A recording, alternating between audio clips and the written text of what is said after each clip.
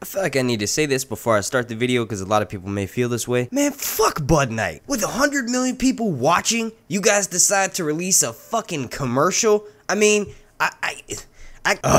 okay, I get it. I'm not a part of the marketing team at all, but the guy who decided to greenlight this for the Super Bowl ad deserves a nice big right old party punch in the face. Okay, if you take a step back, I guess it is kind of funny. In this video, I want to discuss some of the most insane and hard to believe leaks that we've gotten throughout this Game of Thrones Season 8 off-season. Now, as always, these leaks are meant to be taken with a grain of salt and are more or less for entertainment purposes because most of them are going to turn out to be horseshit. But for those of you waiting on it, here's your say.